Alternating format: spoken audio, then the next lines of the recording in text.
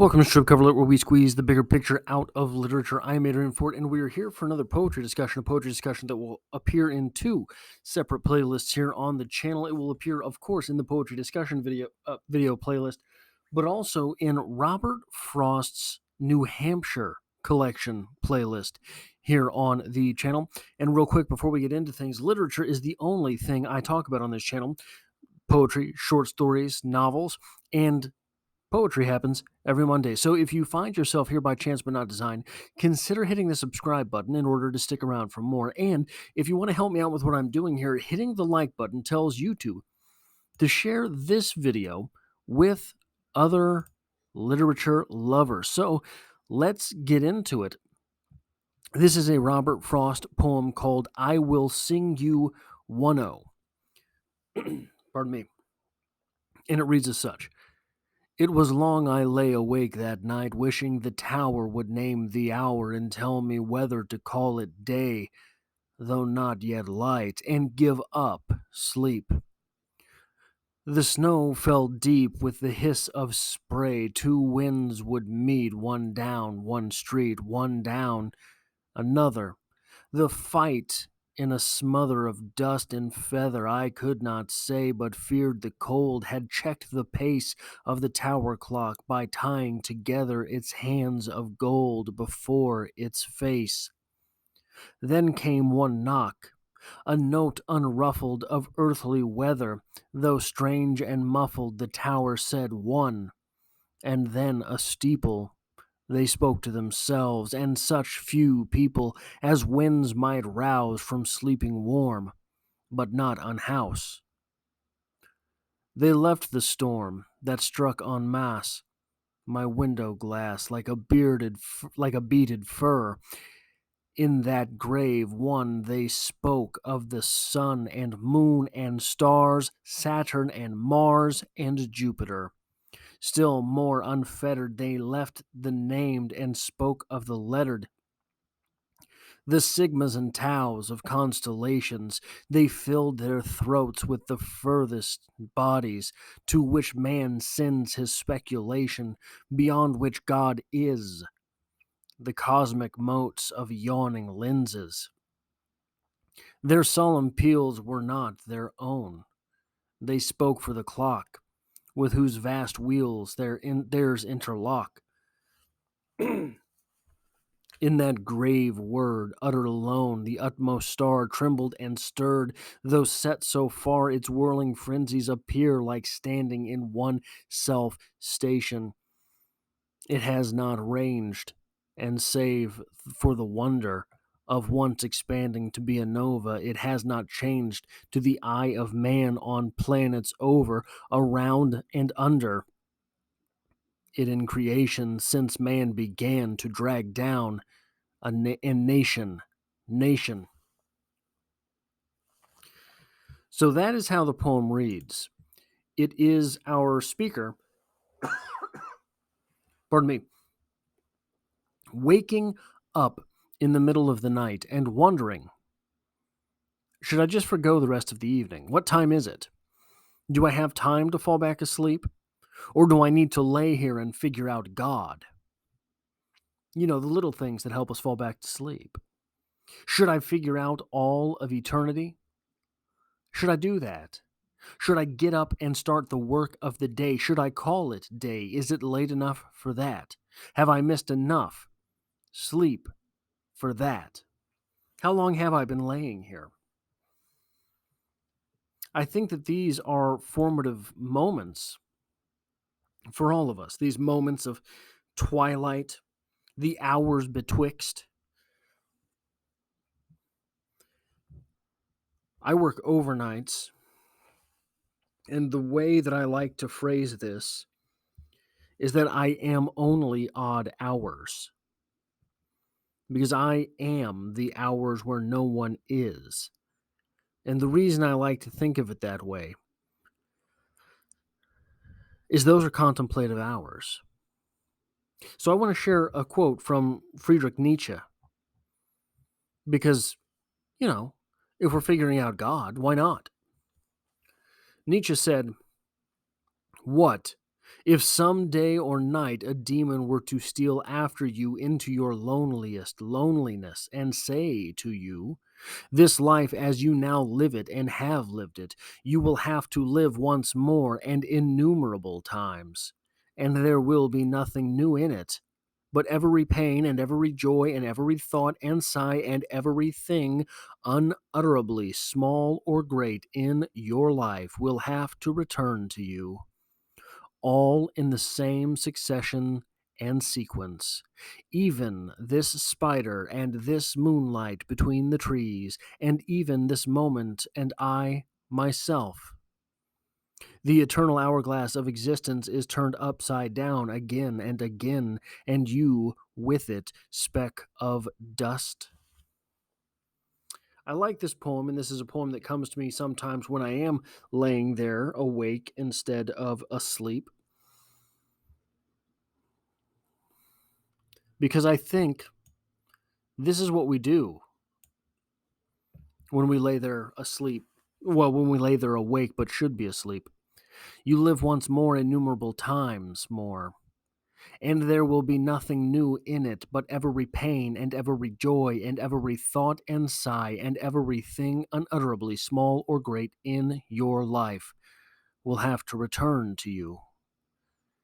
Are those not those moments where we consider whether or not we should be awake or asleep? Are those not the moments that Robert Frost is giving to us in this poem?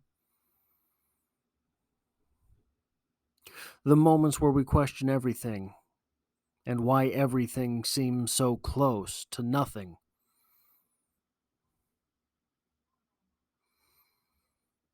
Where we run the entire day prior through our minds, rehashing all of the things that we should have done differently, all of the things that we should have done better. But what if we take it back one step? We take one step back from all of it and realize that is not a day, that is not a week or a month. That is what our entire life is composed. That is of what our entire life is composed. Those moments that we should have done different, that we should have done better, those moments which we will regret laying in bed, staring into the darkness that is somehow brighter than it is behind our eyelids. The space behind our eyelids in those moments already too bright to put us to sleep.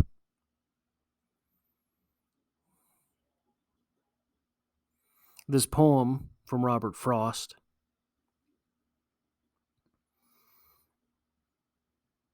is so good because it is not from the mouth of a poet. It does not flow through a poet's pen. It is a lived moment. Those moments where we are in bed and we decide it is not worth trying to fall asleep at this point. I'm sure you've had those moments. I'm sure you've been there. Those moments where we're lying awake in bed for hours and finally decide, I'm just going to get up. When we get up, what is it that we're running from? When we wake up, when we get out of bed in those moments, why? Why? Because here we have this speaker who starts all the way up here, just wishing that the clock would tell him what time it is, just wishing that church bell or whatever it might be would ding and let him know what time it really is. How long has he been laying there? How many bells has he missed? And when it does, it's one. And then a steeple. They spoke to themselves and such few people as winds might rouse from sleeping warm, but not unhouse. It's 1 in the morning. It's 1 in the morning. And our speaker here, I want to point out the form here. It was long I lay awake that night, wishing the tower would name the hour and tell me whether to call it day. 4 5 5 5 5 4, though not yet light. 4 and give up sleep. 4 the snow fell deep. 4 with the hiss of spray. 5 two winds would meet. 4 one down the street. 4 one down another. 5. There are so few syllables in these lines because in those moments, what you're doing is that you do not have the full energy to see a thought through. Thoughts in these moments are choppy.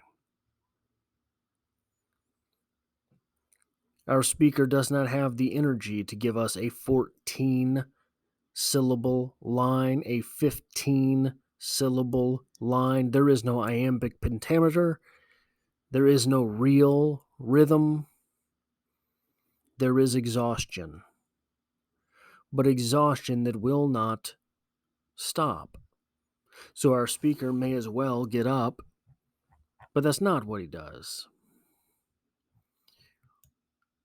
We lay here examining the entire universe, thinking about everything from the stars on down, everything that ever has been, and how it looked before there ever was a human eye to experience it. How will it be after humans are gone?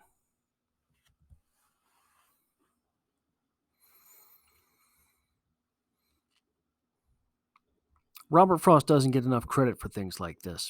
Robert Frost doesn't get enough credit for writing poetry which does stand the test of time. I have no idea when this poem was originally published, but I believe the New Hampshire collection was put together in the 50s, I think, is what we've come to the conclusion of. So I don't think it's any later than that. I'll just say it that way. Robert Frost was born before Hemingway. So he is a very, very nearly an ancient component of American letters, but not quite ancient. Ancient by American letters standards. Even if we're willing to let the original American letters be political documents, Robert Frost is still way up there. And here we are, say it's 1950. Here we are 70 years later, nearly 75 years later, still reading this poem. This poem still means something. This poem still speaks to us, despite the fact that in the middle of the night, very few people now are contemplating what stars will do and where they've come from. They're reaching for their phone and soaking in that beautiful blue light that keeps them awake, that will not be finished with them, that doesn't let them go. We have a speaker here who is nearly praying, nearly falling into incantation, but is not.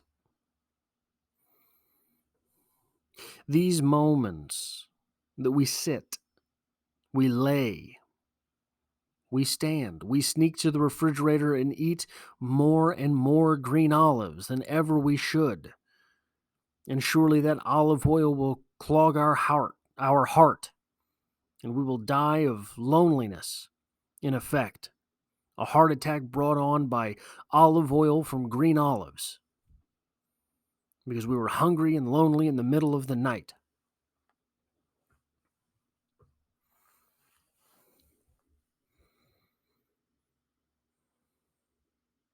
This is what poetry is. Moments like this, moments that we all endure, but we don't know how to enumerate. Moments like this, which are cast every night,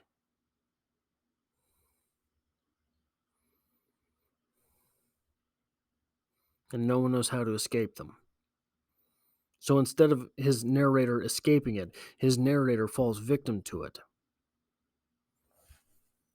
That's all I have for this poem. I will sing you 1-0 by Robert Frost. I hope you got something out of this. I'm not sure I did. But if you like this sort of thing, it really does me a lot of good if you decide to hit that like button. If you find yourself here by chance but not design, consider hitting the subscribe button in order to stick around for more, because this is what I do on this channel. There's poetry every Monday. I have short stories and novel read-alongs on the channel as well, and I hope to see you back for the next one.